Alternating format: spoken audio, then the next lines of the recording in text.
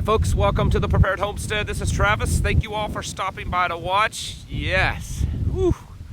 Probably see and hear the wind. It's cold out here. It was about -8 when I got up this morning.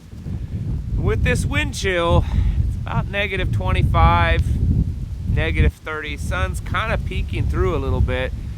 So we might hit +5 or 6 today. Quite cold. You can see the creek behind me. It's frozen over. It's still flowing underneath, but I can walk across the creek. So I don't know that that's ever happened since we've lived here. But very cold. I wanted to talk to you this morning about something a little different. And basically it's how things could be as things collapse. How is it going to be in a collapsing world? What will we have to endure in a collapsing world? And many of you have served in some type of combat in a foreign war or foreign theater, and so you've seen little bits and pieces, or maybe a lot of pieces, of what it could look like in a collapsing environment. You know, the government's in turmoil, security is in turmoil, people are kind of every man for himself.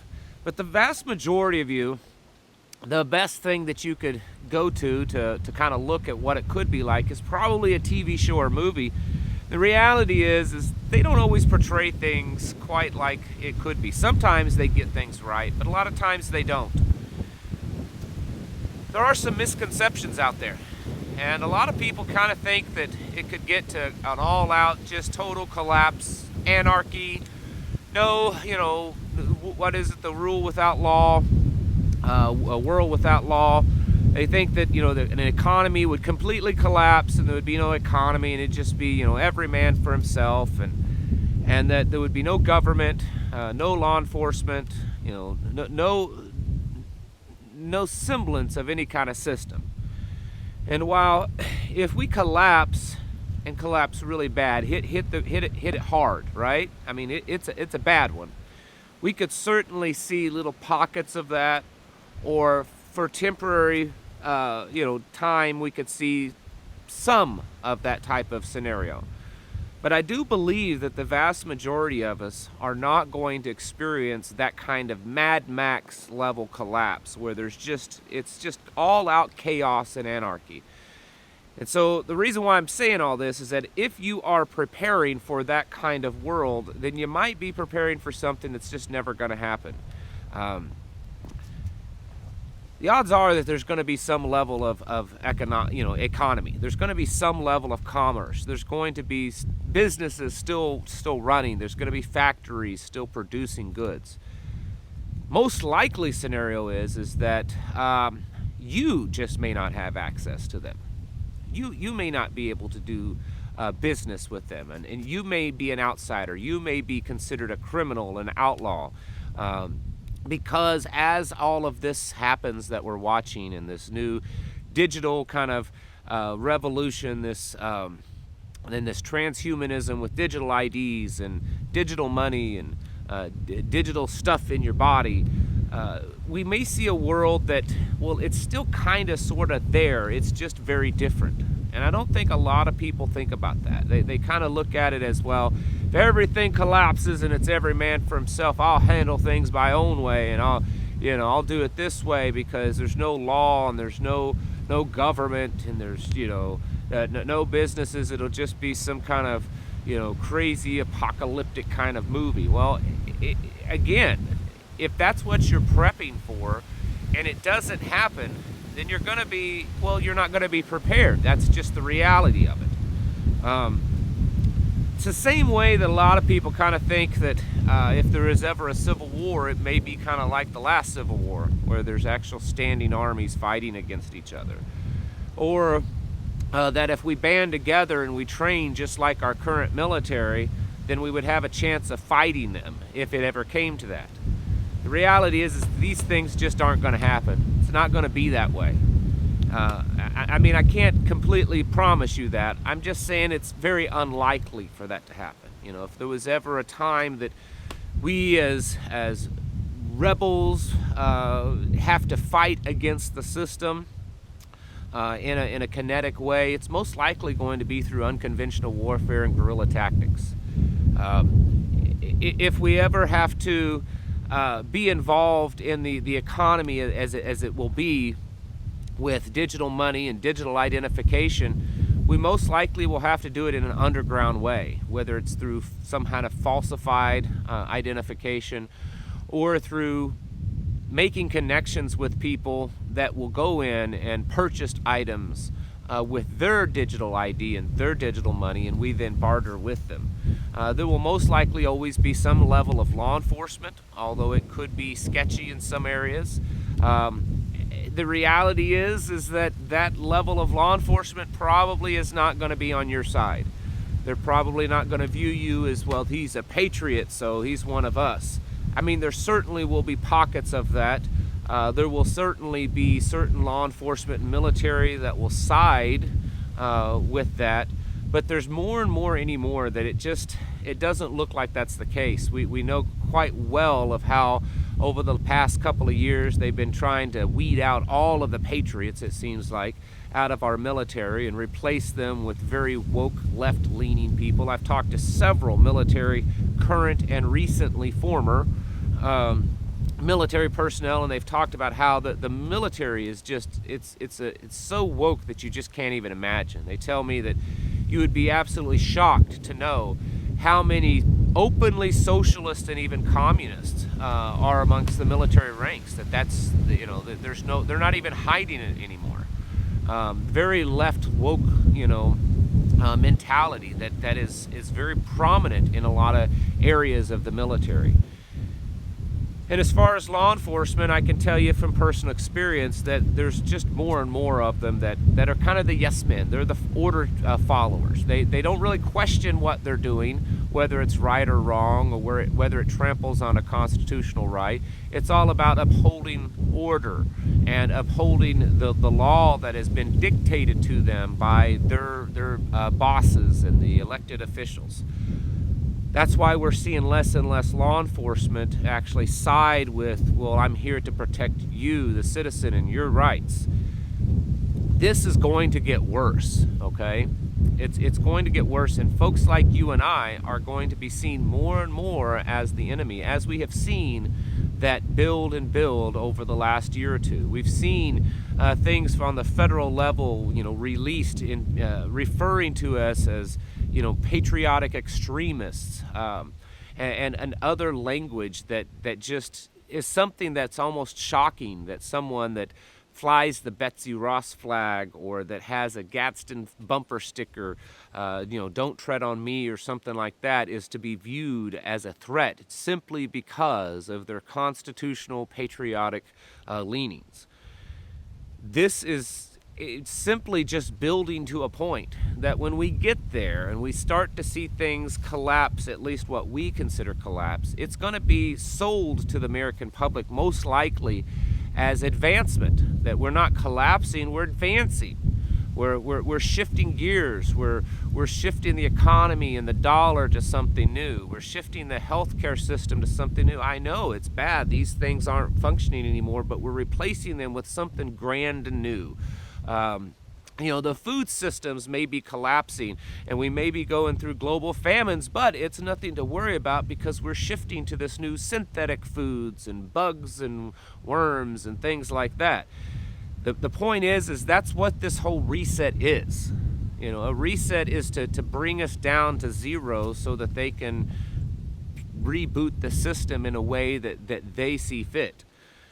And so if you're preparing and planning for everything to be just complete anarchy and every man for himself, you might be wasting your time and effort. And so I would really rethink things if I were you. I could be wrong. Maybe you're the right one and I'm the wrong one. But I tend to think that that's how it is. Because, see, throughout all human history, we can go back and learn of times that different civilizations and societies actually do collapse. And at no point really was there a collapse of everything all at once and nothing existed other than people running around and, eating each other and clubbing each other and, living out of garbage cans and stuff. I mean, certainly, again, there were pockets of that. but there always would be some powerful force that either remained as the lawgiver or claimed that they were because they had all the money and all the guns or weapons or whatever. There always would be some level of commerce. There was always some kind of manufacturing of goods. So the odds of these things completely disappearing are pretty slim.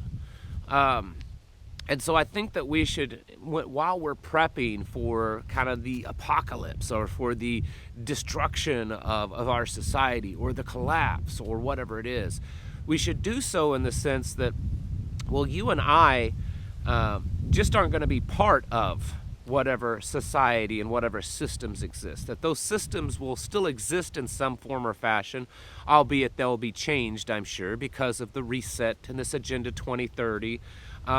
It will just be that you and I won't be part of it. For instance, will there always be doctors and hospitals and, prescription medicine and pharmacies and stuff? Most likely. Will you and I have access to them? Possibly not.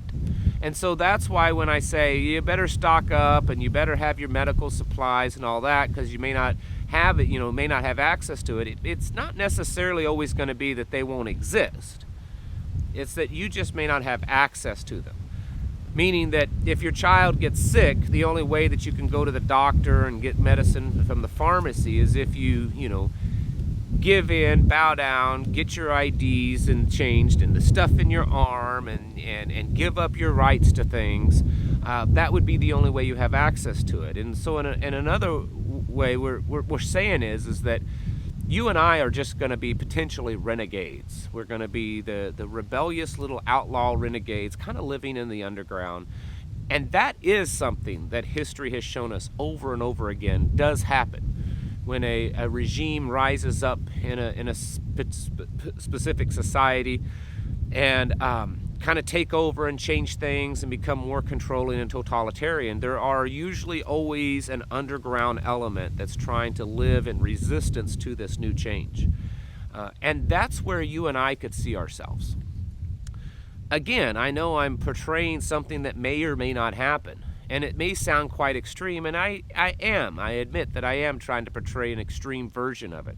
Mostly because I've always been the type that in my preps, if I'm preparing for something, I prepare for the most extreme scenario, and if I'm prepared somewhat for that, then when it happens and it's not quite that bad, then I know that I'm pretty well prepared for it.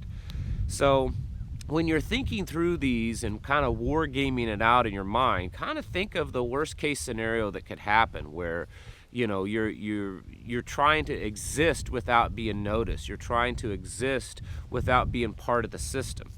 This is where I believe having small communities of like-minded individuals that can help each other and work together is so critical. This kind of scenario with the small pockets makes it more likely that people could figure out a way to get around the stuff and to be able to protect each other and communicate and work together in secrecy. In the end, I know that for many of you this may sound quite extreme, and the truth is it is an extreme scenario. It may not happen, okay? But there's a possibility that it could happen as we start to see things transpire in the way that they're going. So I would recommend that you do kind of think about this and try to gear your extreme high-level preparations to that. If you and maybe a small group are training to possibly defend yourselves and defend your community. You should probably train in a way of what we've seen other forces that our own U.S. military has fought, maybe in Vietnam and Afghanistan, where they were more unconventional tactics and guerrilla war tactics. Because if you think you and your 4 or 5 buddies with your AR-15s are going to take on a convoy of armored U.S. troops, you're very mistaken. You're not going to be able to take on, M1 Abrams tanks or anything like that. But it's possible that you could take out, say, the fueling supplies for those tanks. So think along those lines. In the same way of, well, how would you get medicine? How would you make medicine? How would you store medicine? Medical supplies, things like that. This is why myself as an individual, our family, and our friends around us, this is kind of what we sit and think about, and how we can, as a group, work together. And maybe one person focuses on one area of preparations for the whole group, and another one focuses on another area, and that way, we're not all trying to think of everything. Doing this could definitely greatly increase the chances and odds of you being able to make it through whatever is coming at us. And I assure you, there's some pretty serious things that are most likely going to happen. I mean, the odds of global famine level food shortages, medical shortages, and then just the totalitarian system that's going to continually trample and take away your individual rights, your rights to be free from intrusion and control of the government, that is almost guaranteed to continue to happen. So folks, get your houses in order in a way that you can handle living in this kind of world, because there is a possibility it could happen. Prepare yourselves mentally, physically, and spiritually. Thank you for watching, and I'll catch you in the next video.